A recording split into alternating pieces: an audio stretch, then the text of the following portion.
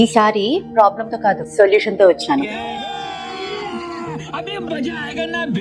నేను ఇప్పుడు చెప్పబోయే సిమ్టమ్స్ కనుక మీకు ఉన్నట్లయితే ఈ వీడియో ఎండ్ వరకు స్కిప్ చేయకుండా చూడండి, ఎందుకంటే సొల్యూషన్ కూడా ఇదే వీడియోలో ఉంది కాబట్టి.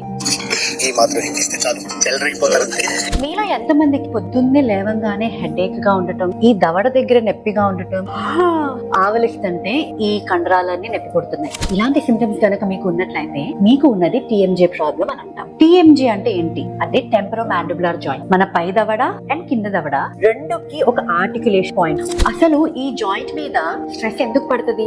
ఎప్పుడైతే మీ పై దవడ అండ్ కింద దవడ ఓపెన్ అయి క్లోజ్ అవుతుందో, కరెక్ట్ పాత్ ఆఫ్ క్లోజర్ అంటే ఒక పద్ధతిలో ఒక క్రమంలో ఎప్పుడైతే క్లోజ్ అవ్వదో అప్పుడు ఈ జాయింట్ మీద స్ట్రెస్ పడుతుంది. సో ఎప్పుడు క్లోజ్ అవ్వదు? ఎప్పుడైతే మీకు మిస్సింగ్ టీత్ ఉంటాయో, లేకపోతే ఒక అన్ఈవెన్ బైట్ ఉంటుందో అప్పుడు మీకు ఈ డిస్కంఫర్ట్ అనేది ఉంటుంది. Second reason stress.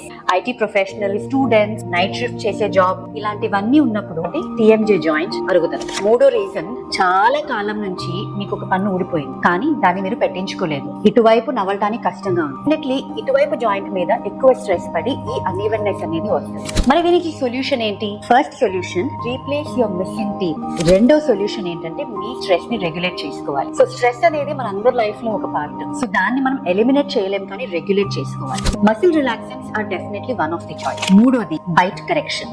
So bite correction అనేది ఎప్పుడైతే మీ పై దవడ కింద దవడతో అలైన్ అవ్వదో అప్పుడు మీరు బైట్ కరెక్షన్ చేయాల్సిన అవసరం ఉంది. మరి చూశారు కదా, symptoms, problem and solution also. ఇలాంటి మరిన్ని వీడియోస్ కోసం తప్పకుండా మా పేజ్ ని ఫాలో చేయండి, లైక్ చేయండి అండ్ షేర్ చేయండి.